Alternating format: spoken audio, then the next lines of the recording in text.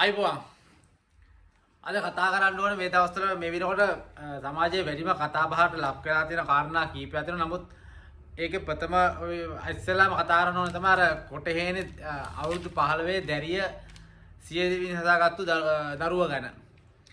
මොකද සමාජයේ ඒ දරුවට පුදුම අසාධාරණයක් වෙලා තියෙන්නේ. ඒක විශේෂයෙන්ම දැන් අසාධාරණ සිද්ධ වෙලා තියෙන්නේම ගුරුවරුන්ගේ.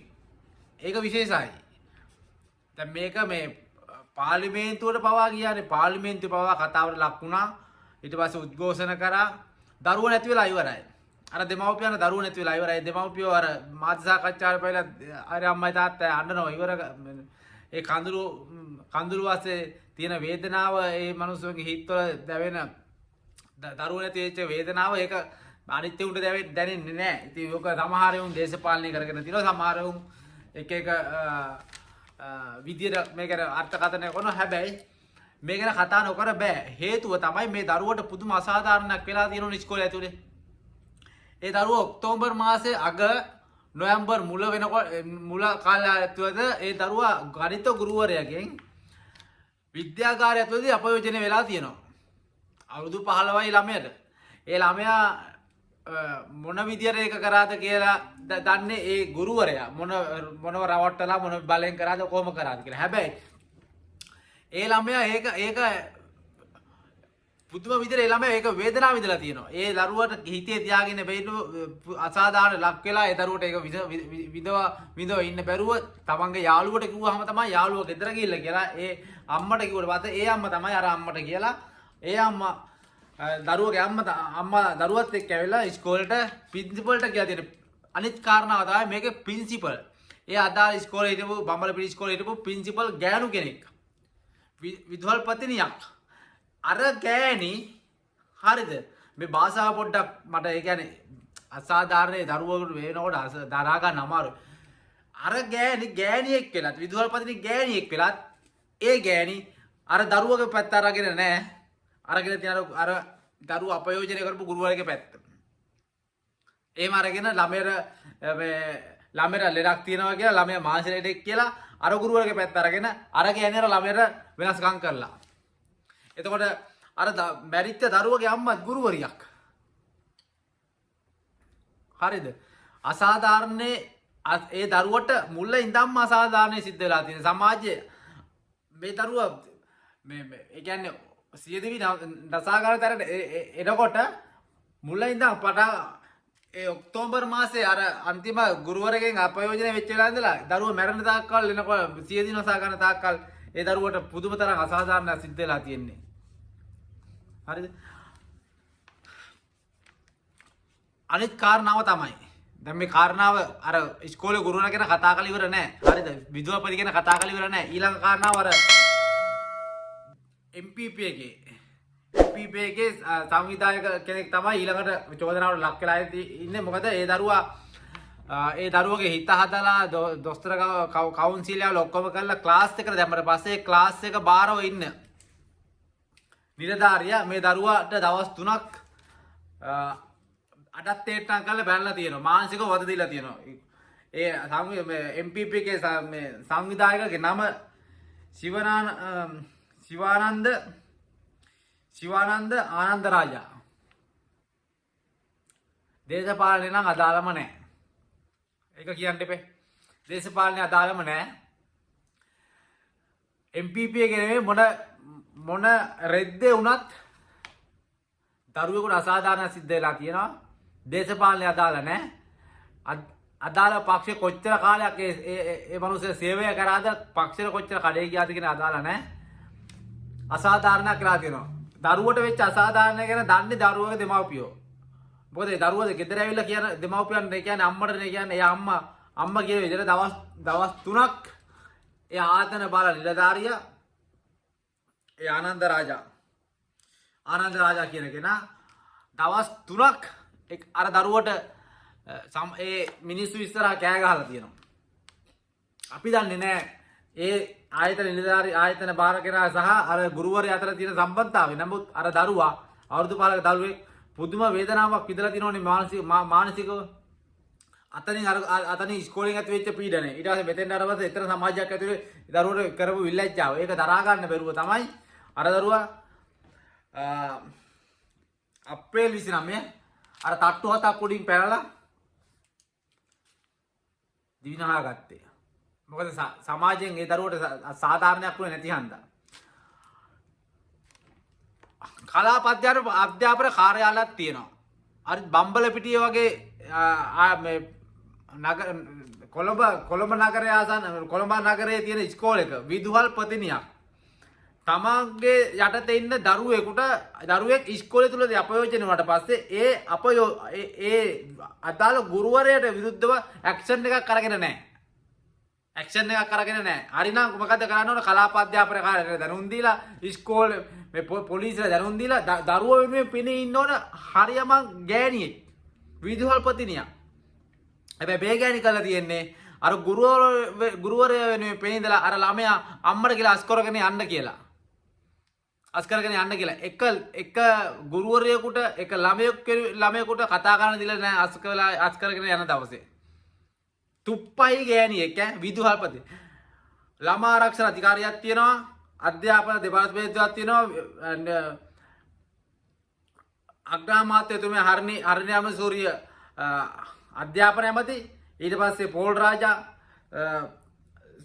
සහෝදරිය මේ ළමා හා කාන්තා කාර්යාංශය බාරව ඉන්න ඇමති.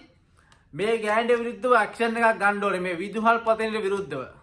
හරිද? තමන්ගේ යට තියෙන දරුවා ලිංගික අපවේදනයට ලක් කරලා තියෙන ඉස්කෝලේ ඇතුලේ ගුරුවරයෙක් අතෙන් ඒ ගුරුවරයාට ඇක්ෂන් එකක් ගන්න තෝ ළමයා ඉස්කෝලෙන් අස් කරපු එකට මේ ගෑණිගෙත් වැඩ තහනම් වෙන්න ඕනේ. අනිත් කාරණාව තමයි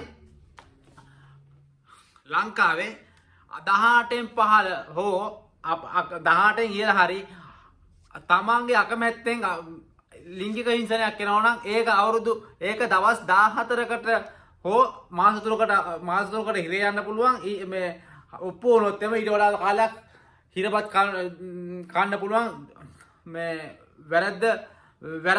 එහෙම තියෙද්දි ඉස්කෝලයක් ඇතුලේ ළමයා අපයෝජනයට ලක් වෙලා අර ගුරුවරයා අත්තරංගු කරගෙන දවස් 3න් අප හම්බෙලා ඊළඟ දවසේ ඉස්කෝලේ උගන්වන්නත් යනවා. රටේ නීතිය කොහෙද දන්නේ නැහැ තිබුණේ. ඒ කියන්නේ මෙතන ප්‍රශ්නයක් වෙලා තියෙන කියන එක ඕනෙකට තේරෙනවනේ. ප්‍රශ්නයක් වෙලා තියෙනවනේ. ඒ කියන්නේ මේ කතාව එකින් එකට ගලපලා බලනකොට මේකේ හිඩැස් තියෙනවා. නීතියේ හිඩැස් තියෙනවා. අර විදුහල්පතිනිගේ අර මොංගල් ගෑණි එකේ ගෑණිය හරිද? ඒ ගෑණිගේ වැඩ තහනම් කරන්න ඕනේ. නැත්තම් ඒ ගෑණි උතන මූලික වැඩිකාරයක්. ඊට පස්සේ ළමයා ඉස්කෝලේ ළමයෙක් අපයෝජනය කරලා පස්සේ ඒ ඉස්කෝලේම ආයෙත් ඊළඟ දවසේ අපහම්බෙලා ඊළඟ දවසේ ආයෙ ඉස්කෝලේම ගුරු උගන්වන්න දීලා. ඒක වෙන්න බෑනේ. එහෙනම් ඒ මිනිහා මාරු කරන්න ඕනේ. එහෙම නැත්නම් ඒ මිනිහා ඉන්ටර්ඩික් වෙන්න ඕන. දවස් 3න් අප අරන් ආවේ කොහොමද? රයිට්.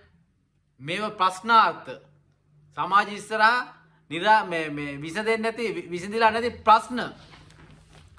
අර ඉන්ටර්ඩික් අරුගේ වැඩ දැන් මේක සමාජයේ කතිකාවක් වුණාට පස්සේ අර ගුරුවරයා වෙන තැනකට මාරු කළා හරියන්නේ නැහැ. ඌ ඉන්ටර්ඩික් කරන්න ඌගේ සේවය අත්හිටවන්න ඕනේ. ඌගේ සේවය අත්හිටවලා අර විදුහල්පතිනිගේ සේවය අත්හිටවලා නීති හරියට ක්‍රියාත්මක වෙන්න ඕනේ. අනිත් කාරණා තමයි අර පන්තිය පවත්වන ආයතනයේ හිමිකරු බාරකරු හරි ශිවානන්දගේ අතින් වැරද්දක් වෙලා තියෙනවා. ඒක කියන්නේ අර ඉස්කෝලේ වෙස්ට් ප්‍රශ්නෙට අර දරුවා කවුන්සිලින් ගිහිල්ලා මානසික ආතතිය බෙහෙත් අරගෙන ඒවා ඒ ළමගේ හිත හැදිලා පන්තියට ගියාට පස්සේ පන්තියේත් ආයෙමත් අර ළමයා මැරෙන්නටපත් කරේ ওই ශිවානන්ද කියන එක්කෙනා නම් ඒ කෙනා නම් දේශපාලනේ අදාළම නැහැ. දනුවම් ලැබෙන්න ඕන. හරි දනුවම් ලැබෙන්න ඕන. අර ළමයා ජීවිතවිනාශාගෙන ඉවරයි. ඒ ළමයා ගෙදරට කියපේ කට උත්තරේ තියෙන්නේ. අනිත් එක පොලිසියට පවා කට උත්තර දීලා තියෙනවා. හරි පොලිසියට කට උත්තර දීලා තියෙනවා. මේ ළමයා අපයෝජන වෙනවා කියලා වෛද්‍ය වාර්තාව දෙනවා. වෛද්‍ය වාර්තාව ගියාට පස්සේ තමයි පොලිසියෙන් අත්අඩංගුවට ගන්න තියෙන්නේ. අත්තරං කරන් තියෙන ඒ අත්තරං කරගෙන දවස් තුනේ නිදහස් කරනවා. දෙමාපියන් ඉන්න තරක් දක්ලා තියෙනවා. දෙමාපියෝ අම්මා ගුරුවරියක් වෙලත් පොලිසිය ඇන්ටියක් දාලා නැහැ. ඒතරත් ප්‍රශ්නයක් තියෙනවා. ඒතරත් ප්‍රශ්නයක් තියෙනවා. හරි. දැන් මේ ශිවානන්ද කියන කෙනා ඊයේ ගිහිල්ලා මේ CID එකට කට උත්තර අදිලා කියනවා මම දන්නේ මේක දේශපාලනය වෙලා දේශපාලනය කරනවා මේ මනෝ ගණේෂන් සහ අර මුජිබුර් රහ්මාන් කියලා. හැබැයි දෙමව්පිය කියනවා නම් මේ ආයතනය තුලදී වෙච්ච මානසික කරදරය නිසා දරුවෝ සිය දිවිනාසා ගත්තේ කියලා. එහෙනම් මොකද්ද කරන්න ඕනේ? පොලිසිය, ළමා ආරක්ෂා අධිකාරිය, පරිවාස දෙපාර්තමේන්තුව මොකද්ද කරන්න ඕනේ? අතන ඒ ආයතනයේ එදා දවසේ ඉඳපු ගුරුවරු ළමයි ඔක්කොම කැඳවලා පරීක්ෂණයක් පවත්වන්න ඕනේ. කට උත්තර ගන්න ඕනේ. කට උත්තර අරගෙන පරීක්ෂණ පවත්වලා පැවැත්වුණා කවුද හරි කවුද වැරදි කියලා තේරෙනවා. දැන් මොකද කරලා තියෙන්නේ? වෙන තැනක වුණා නම් මේක අදාළ ස්ථානයේ ඒ වෙලාවෙ හිටු මිනිස්සු කැඳවලා කට උත්තර අරගෙන CID කියලා කට උත්තර අරගෙන පරීක්ෂණ පවත්වලා මේක එළියට දානවා. දැන් මොකද වෙලා තියෙන්නේ? දැන් මේක උඩ දුවලා තියෙන දේශපාලනයේ ඒකේ වාසි ගන්නවා. ඊට පස්සේ සමාජ කතිකාව ඕනකට දුරදිග කියලා තියෙන්නේ. එහෙම වෙලා තියෙද්දි තාමත් අදාළ ආයතන ගිහිල්ලා CID එකෙන් කට උත්තර අරගෙන නැහැ එදා දවසේ හිටු මිනිස්සුන්ගෙන්. එහෙම වුණාම මේක දේශපාලනය වෙන්නේ නැද්ද? දේශපාලනය වෙනවා. දේශපාලනය කරනවා. අද හරණ්‍යාපන සූරිය අගමැතිනිය අදාළ මේ පරීක්ෂණ පවත්වන අදාළ පොලිස් නිලධාරීන් ඊට පස්සේ අම්මා තාත්තා ගෙන්නලා මේක කඩිනම් කරන්න කියලා කිව්වා. හැබැයි ඒක ඒ විදිහට වෙනකොට අධ්‍යාපන ඇමති විදියට කාන්තාවක් විදියට ඊට පස්සේ පොල් රාජා ළමහා කාන්තා කාර්යාංශයේ බාරේ ඉන්න ඇමතිනිය දෙන්න මිත්‍ර එකතු වෙලා ඊට පස්සේ මහජන ආරක්ෂාව බලනවා ජනාධිපතිතුමා ඔයාලා ඒ කියන්නේ එක ටීම් එකක් විදියට එකතු වෙලා අර විද්‍යාපතිනියට තහනම් කළා මෙයා මේ පොලි අර අපයෝජනය කරපු ගුරුවරයෙකුට තහනම් කළා ඊට පස්සේ මේ අදාළ මේ පක්ෂය කියලා අදාළ නැහැ. පක්ෂය කියලා අදාළ නැහැ. මේ ශිවනාදන් කියන එක මිනිසයාගේ කට උත්තරයක් කරන එදා දවසේ ඉපු ආයතන මිනිස්සුන් කට උත්තරයක් කරන මේ මිනිසයාට නීතිය ක්‍රියාත්මක කරන්න ඕනේ. හරි. එහෙම නොවෙන්න මේ මිනිස්සයා කොච්චර පක්ෂයට කරත් පක්ෂයට කොච්චර කඩේ කීපෙකෙක් වුණත් මේවා තමයි තමන්ගේ පක්ෂය කඩා වැටෙන්න හේතු කාරණා. ඒක තේරුම් ගන්න ඕනේ. එකෙක් රකින්න ගියාම වෙන්නේ තව ලක්ෂ ගණන් නැති වෙන එක. ඒක තමයි මේ ඡන්දදීත් බලපෑවේ. ඒක තේරුම් ගන්න බැරි නම් ඔය අගමැති ජනාධිපති ඔය අමාත්‍ය මණ්ඩලයෙන් ඔය කොච්චර කරදී ඇද්දත් වැඩක් නැහැ. හරි. අර දරුවට වෙච්ච අසාධාරණයට සාධාරණයක් සිද්ධ වෙන්න ඕනේ. එහෙනම් සාධාරණ සිද්ධ වෙන්න නම් මොකද වෙන්න ඕනේ? අර ගුරුවරයා අතරංගුඩ ගන්න ඕන. අර විදුහල්පති අයින් කරන්න ඕනේ. මේ ශිවනාදට කියන කෙනාට නීතිය ක්‍රියාත්මක වෙන්න ඕනේ. සාමාන්‍යයෙන් මිනිස්සුෙකුට පිහින් ඇනලා තුවාලයක් කරොත් එම ඒ මිනිස්සයා අර අරපු කෙනා අත්තරංගුඩ අරගෙන නඩු දාලා අප දුන්නට පස්සේ අර මිනිස්සයා තුවාල හොඳලා ඇවිල්ලා ඒ තුවාලේ හේතු කරගෙන මැරුණොත් අරයක ආයෙමත් අත්තරංගුඩගෙන හිරේ දානවා. රටේ නීතිය එහෙමයි තියෙන්නේ. එහෙම නීතිය තියෙද්දි මේ දරුවා අපයෝජනය කරපු එකෙක් ඉන්නවා. ඊට පස්සේ ආයෙමත් මානසික වද දීපු මිනිස්සෙක් ඉන්නවා. උන් නිදැල්ලේ. උන්ගේ වැඩ තහනම් කරලා විතරයි උන් නිදැල්ලේ. අර ළමයා මැරිලි ඉවරයි. අර අවුරුදු 15ක් වෙනකන් හදා වඩාගත්තු දෙමව්පියන්ට දුකක් දීලා ඉවරයි. එහෙම වුණාම මේ රටේ ඉතුරු සමස්ත දරු පරපුරේ අනාගතය තීරණය කරන්නේ කවුද? හරිද? අර ගුරුවරයාට ආයමත් ගුරු වෘත්තිය යෙදෙන්න දීලා තව ඉස්කෝලේකට දැම්මත් අර ඒ ඉස්කෝලේ ඉන්න දරු දැරියොන්ට ආරක්ෂාවක් තියෙයිද? ආරක්ෂාවක් තියෙයිද? එතකොට එහෙම වුණාම එතෙන්දිත් මොකක් කර වුණොත් ඒකට වගේ කියන්නේ කවුද? මුන්ට හරියමන් දඩුවමක් දෙන්නේ නැත්තුව මේ ප්‍රශ්නේ කොච්චර හොඳට සමාජයට නිකන් විසඳන්න හැදුවත් වැඩක් නැහැ. තේරුමක් නැහැ. හරිද? වැරද්ද කරපු එක එදාට ඌට ඒකට දඬුවමක් දුන්නේ නැත්නම් අර දරුවට සාධාරණයක් වෙන්නේත් නැහැ. අර දෙමව්පියන්ගේ කඳුළු වලට සාධාරණයක් වෙන්නේත් නැහැ. මේ වගේ දෙයක් ආයෙමත් නොවේ කියලා හිතනද නොවේ කියලා හිතනද සහතිකයක් දෙන්නත් බෑ. right? පක්ෂ ભેදයක් නැහැ. ජාත්‍යාගම් ભેදයක් නැහැ. මේ ප්‍රශ්නෙට හරියට උත්තර ලැබෙනකම් මේ ගැන කතා කරනවා. මොකද මේ රටේ අනාගතය හරි මම තාත්තා කෙනෙක් දරුවෙක් හදන්න දෙමව්පියෝ කොච්චර දුක් විඳිනවද කියලා දන්නේ. දෙදෙමපියෝ. එක එකාට ගොන් ආතල් ගන්න ලරුව හදලා නෑ. ඒක තේරුම් ගන්න ඕනේ මේ කාම. ගිල්ලෙන් ජයවා.